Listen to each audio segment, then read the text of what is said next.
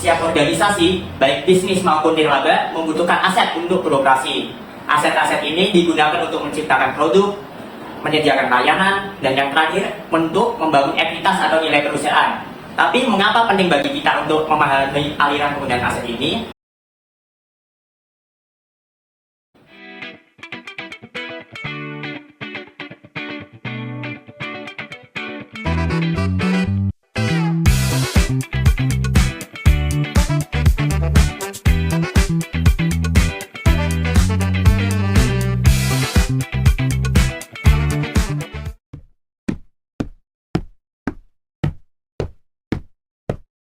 Aset itu merupakan sumber daya yang dimiliki karena terjadinya peristiwa-peristiwa di masa lalu dan manfaat ekonominya diharapkan diperoleh di masa yang akan datang. Kepemilikan aset tidak hanya aset berhak milik, namun juga bisa seperti hal lain seperti hak sewa, hak tagih, dan lain sebagainya. Selain itu juga terdapat siklus membangun usaha produksi barang, yaitu 1. Pembentukan modal usaha. Modal merupakan aset penting dalam organisasi untuk menjalankan bisnis, untuk mendukung proses bisnis mulai dari produksi hingga pemasaran. Usahawan perlu mengetahui dari mana modal usaha tersebut didapat, bisa dari kreditur atau investasi. Kemudian yang selanjutnya adalah pembangunan infrastruktur usaha, yaitu fasilitas dasar yang harus dipenuhi seperti di mana akan membuat usaha, apa saja yang dibutuhkan, dan lain sebagainya. Kemudian yang selanjutnya adalah pengembangan desain barang, yaitu bagaimana menciptakan barang baru yang akan diproduksi organisasi untuk pelanggan. Yang selanjutnya adalah pelaksanaan produksi barang, yaitu tahap yang harus dilewati dalam produksi barang. Dan dalam memproduksi barang ini terdapat 4 tahap, yaitu 1. Proses produksi pendek, contohnya seperti usaha pisang goreng. Kemudian yang selanjutnya adalah proses produksi panjang, seperti membuat rumah. Kemudian yang selanjutnya adalah proses terus-menerus seperti memproduksi gula dan lain sebagainya. Yang selanjutnya adalah proses produksi berselingan, yaitu menggabungkan bahan menjadi barang jadi. Yang selanjutnya adalah pemanfaatan produk barang swasta, publik, atau bersama. Kemudian yang terakhir adalah pengembangan modal usaha.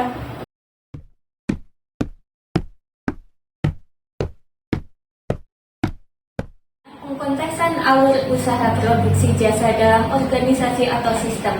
Produksi adalah suatu kegiatan untuk menciptakan atau menambah nilai guna suatu bahan mentah, barang setengah jadi, part atau komponen, dan atau rakitan untuk menghasilkan output bernilai tambah atau produk akhir untuk memenuhi kebutuhan. Kegiatan menambah daya guna suatu benda tanpa mengubah bentuknya dinamakan produksi jasa.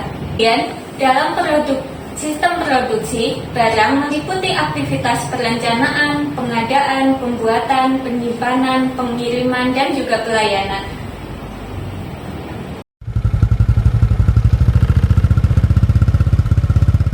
Pembentukan modal sebagai pengembangan kapasitas hasil usaha. Menggunakan metode aliran akun-akun keuangan usaha produksi barang. Nah, akun-akun keuangan usaha produksi barang digunakan untuk memastikan interpretasi yang seragam dengan nomenklatur komoditas kegiatan ekonomi berdasarkan dengan usulan otoritas terkait yang harus mengadopsi dan menerbitkan keputusan dan penjelasan tentang klasifikasi jenis barang tertentu. Nah, apa sih contohnya? Dari kriteria klasifikasi yaitu properti atau karakteristik suatu objek yang membentuk dasar klasifikasi seperti tujuan, jenis, bahan, struktur, konstruksi, proses pembuatan, penyelesaian, dan lain sebagainya. Klasifikasi barang itu didasarkan pada kriteria seperti bahan baku yang digunakan, komposisi kimia, aplikasi, dan lainnya. Nah, nomenklatur komoditas ini mencakup item dan subkomoditas dari kode digit yang relevan dibagi menjadi beberapa kelompok atau bagian berdasarkan kriteria tertentu, catatan, dan aturan dasar yang berlaku. Kemudian kita masuk ke skema. Skema klasifikasi akun keuangan suatu produksi barang memenuhi 3 kondisi.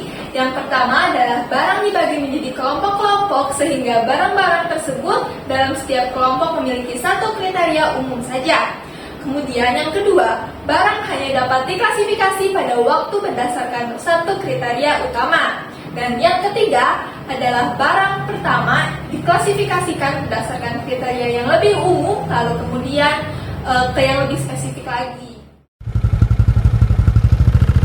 Gambaran alur usaha produksi jasa. Apa sih organisasi jasa itu? Organisasi jasa adalah suatu unit usaha yang kegiatannya memproduksi produk yang tidak berwujud dengan tujuan untuk mendapatkan laba atau keuntungan, atau juga sebagai suatu organisasi yang menjual jasa yang diproduksinya bertujuan untuk memenuhi kebutuhan konsumen dan mendapatkan keuntungan.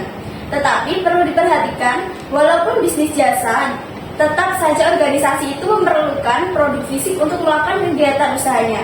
Seperti organisasi bergerak di bidang transportasi harus punya alat seperti bus, pesawat, kapal laut, kereta api, dan transportasi lainnya. Organisasi jasa juga organisasi yang mempunyai kegiatan utama memberikan pelayanan, kemudahan, dan kenyamanan kepada masyarakat untuk memperlancar aktivitas produksi maupun konsumsi. Dan kelebihan organisasi yang memproduksi jasa antara lain tidak perlu tempat display, tidak perlu gudang penyimpanan, dan tidak perlu alat angkut.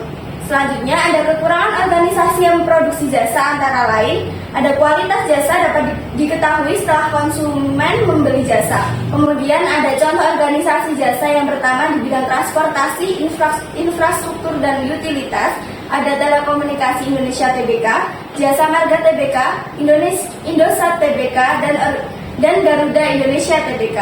Kemudian yang kedua ada di bidang keuangan seperti Bank Daraman Indonesia Tbk, Bank Rakyat Indonesia Tbk, Bank Sentral Asia Tbk, dan Mandiri Tbk.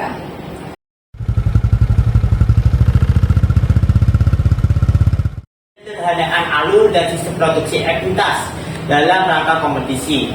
Yang pertama adalah 1. Metode produksi ekuitas. Yang dimaksud dengan itu adalah organisasi dapat membiayai ekspansi usahanya seperti menjual sebagian ekuitas atau menggunakan berbagai metode lainnya. Di sini saya akan menjelaskan satu persatu. Yang pertama, metode penembusan saham. Perusahaan membeli kembali saham yang telah dijual dan sehingga memberikan fleksibilitas apakah saham dipensiunkan atau dijual kembali. Yang kedua, ada penjualan kepada karyawan. Karyawan dapat membeli saham dengan manfaat pajak tertentu. Yang ketiga, ada investor luar. Angel investor atau private equity dapat berinvestasi tanpa memaksa perusahaan untuk dijual, namun dengan berbagai macam tingkat kontrol. Dan yang selanjutnya ada pasar sekunder. Pasar seperti Nasdaq Second Market memungkinkan karyawan untuk menjual saham dalam bentuk opsi atau saham terbatas. Dan yang terakhir ada rencana kepemilikan saham karyawan atau ESOP. Program ini memungkinkan perusahaan untuk menggunakan dana sebelum pajak dalam membeli saham dan mendistribusikannya kepada karyawan, sehingga karyawan dapat memiliki saham perusahaan.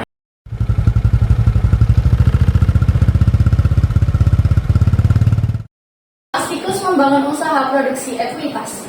Tentunya untuk membangun usaha produksi ekuitas ini melalui beberapa proses. Yang pertama itu pembentukan modal usaha produksi ekuitas. Ekuitas adalah modal pemilik yang menjadi modal awal organisasi. Dalam teori akuntansi, tentunya ekuitas adalah hal residual atas aset organisasi setelah dikurangi semua kewajiban atau liabilitas. Kedua adalah pembangunan infrastruktur usaha produksi ekuitas. Ini terkait dengan sarana-prasarana atas fasilitas yang ditujukan untuk menghasilkan ekuitas. Infrastruktur ini diperuntukkan bagi penyelenggaraan dan kelancaran proses pengelolaan aset. Yang ketiga, ada pengembangan desain produksi ekuitas.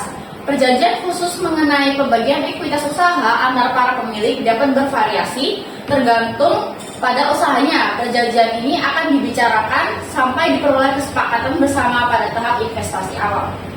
Ekuitas bukan satuan harga organisasi, melainkan konsep nilai dari sisi akuntansi. Perlu digarisbawahi bahwa ekuitas pemilik belum tentu menjadi dasar harga dalam menjual usaha.